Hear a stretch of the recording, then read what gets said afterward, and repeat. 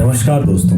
अगर आपने पाताल लोक सपने में या टीवी में ही देखा है तो हम आपको साक्षात पाताल लोक के दर्शन करवाने वाले हैं। जी हाँ, इस स्थान के बारे में जानने वाले लोगों की संख्या कोई बहुत ज्यादा नहीं है। दोस्तों, आपको वीडियो जैसी भी लगे, लेकिन एक बात हम आपको विश्वास के साथ कहना चाहते हैं कि जिन चीजों का दर्शन आप इस वीडियो में करेंगे, उन्हें देखकर आप अपने जीवन में एक बार जरूर यहाँ जाना चाहेंगे और कहीं ना कहीं आपका भगवान में विश्वास 2 गुना हो जाएगा। अंत में आपके लिए एक संदेश भी है, वो भी मिस मत कीजिएगा। दोस्तों, एक ऐसी अद्भुत गुफा जहां धरती के नीचे छिपी है देवी देवताओं की अनोखी दुनिया, पाताल भुवनेश्वर।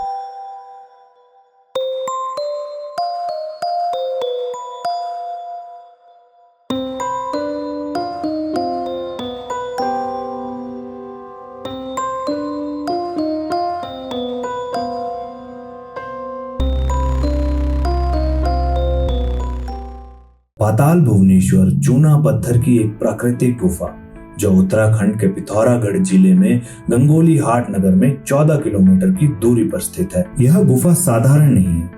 इसमें 33 कोटि देवी देवताओं के रहस्यों और पौराणिक कथाओं का भंडार छुपा हुआ है। दोस्तों, इस गुफा के रहस्य बताने से पहले मैं आपको संक्षिप्त में इस पाताल लोक गुफा का इतिहास बता दूं। इस पवित्र गुफा की खोज त्रेता युग में सूर्यवंशी राजा ऋतुपर्ण ने की थी। राजा ऋतुपर्ण से जुड़ी एक रोचक कहानी एक स्थानीय पंडित जी बताते हैं। उनके अनुसार ऋतुपर्ण एक सुअर का पीछा करते करते इस गुफा पर पहुंच गए थे।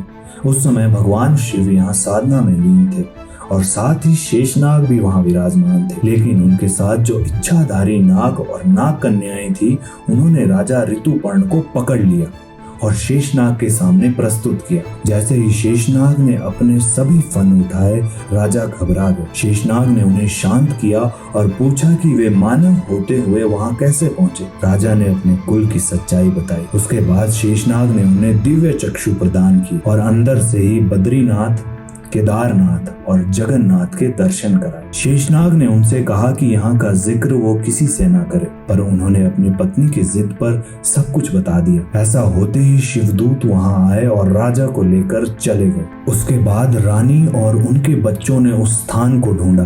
रास्ता संकरा होने के कारण वहाँ जाने के लिए सीढ़ियों का निर्माण किया, जो आज हम देख सकते हैं। रानी ने भी वही दर्शन किए जैसे हम आज वहाँ कर सकते हैं। द्वापर युग में पांडव भी यहाँ आए थे।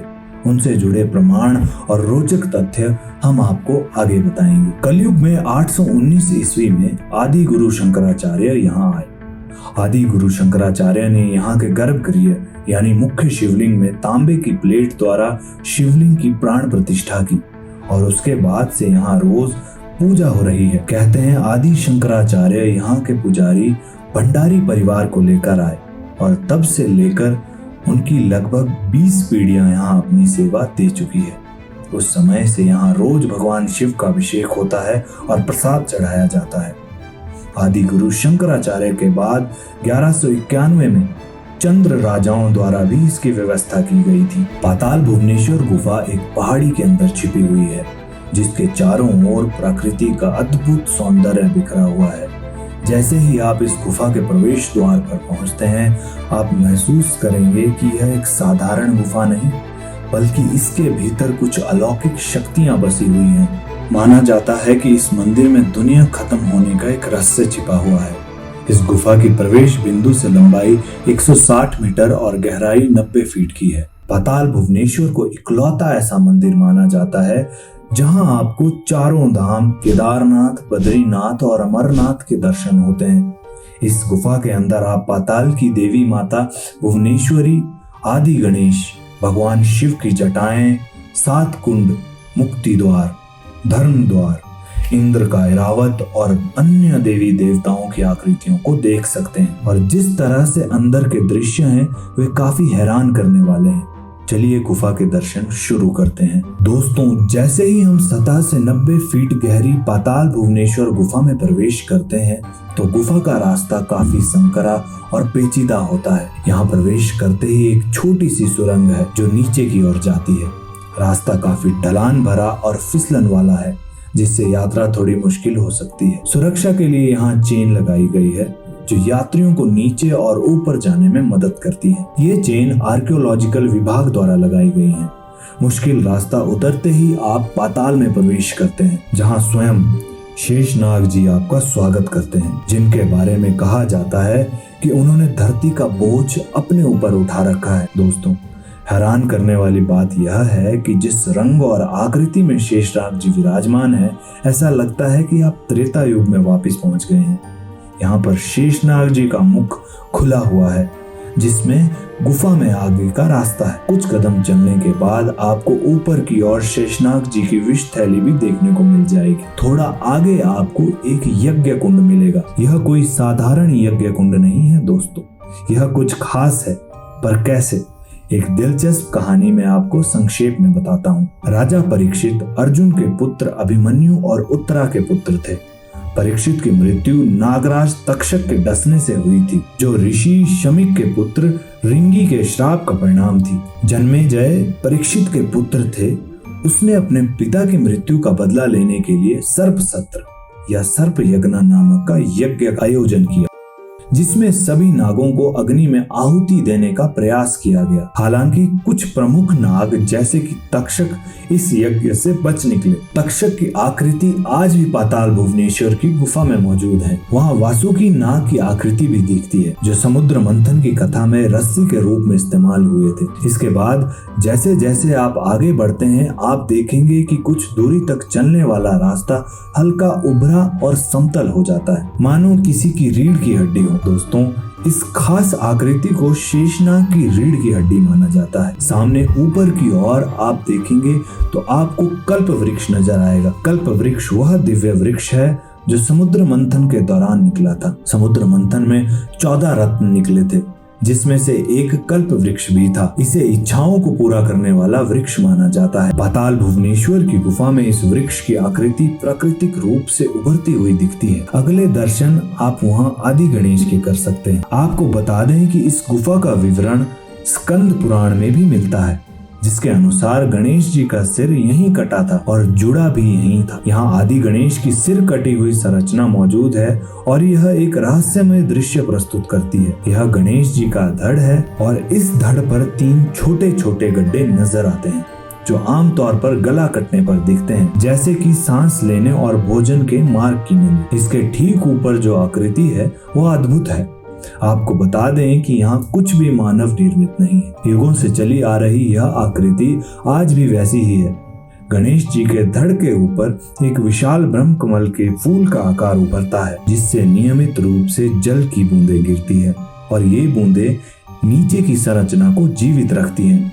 असल में जब गणेश जी का सिर काटा गया था, ब्रह्म कमल के फूल से गिरती इन अमृत की बौछारों ने उनके शरीर को जीवित बनाए रखा था, जब तक नया सिर ढूंढकर उसकी जगह नहीं लगा दिया गया। यह अनोखी संरचना इस महान घटना की स्मृति को जीवित रखने वाली एक धरोहर है। अगर आप 4 धाम यात्रा नहीं कर पाए हैं तो ऐसा माना जाता है कि इस पाताल भुवनेश्वर गुफा के दर्शन से आपको 4 धाम यात्रा जितना फल प्राप्त होगा। वहाँ पर हर धाम की शिला इस प्रकार से मौजूद है मानो सभी धाम इस पाताल लोक में आकर विराजमान हो गए हों। केदारनाथ धाम के लिए यहाँ एक अन्य चट्टान की आकृति है जो इसके भव्यता और महत्व को दर्शाती है। बगल में ही पंचबद्री स्थित है और अमरनाथ गुफा भी बिल्कुल वैसी ही प्रतीत होती है जैसे आपको अमरनाथ जाकर दिखाई देती है। पाताल भुवनेश्वर गुफा में अमरनाथ की ज्योति की प्रतिकृति भी देखी जा सकती है। गुफा के भीतर एक चट्टान की आकृति अमरनाथ ज्योति के रूप में प्रस्तुत की जाती है। पाताल भुवनेश्वर गुफा में काल भैरव, जो भगवान शिव का एक स्वरूप है, उनकी जीभ की आकृति भी देखी जा सकती है। यह आकृति गुफा के धार्मिक महत्व को और भी अधिक बढ़ाती है। यह आकृति एक प्राकृतिक चट्टान पर उभरी हुई है और इसे काल भैरव के शक्तिशाली रूप के प्रतीक में देखा जाता है। कहा जाता है कि अगर कोई कलयुग का मानव इनके गर्भ से होते हुए इनकी पूंछ तक पहुंच जाता है तो उसका दोबारा जन्म नहीं होता, उसे मोक्ष प्राप्त हो जाएगा, लेकिन पूंछ का कोई अंत नहीं बताया गया है।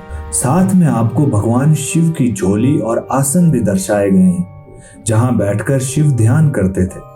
कुछ दूरी पर आपको पाताल की देवी माता भुवनेश्वरी की मूर्ति भी दिख जाएगी। दोस्तों, पाताल भुवनेश्वर मंदिर में 4 द्वार मौजूद हैं, जिनका नाम क्रमशः युगों के हिसाब से है। पाप द्वार, धर्म द्वार, रण द्वार और मोक्ष द्वार। पाप द्वार को एक समय पर रावण के काल में अत्यधिक पापों और अधर्म के प्रतीक के रूप में देखा जाता था।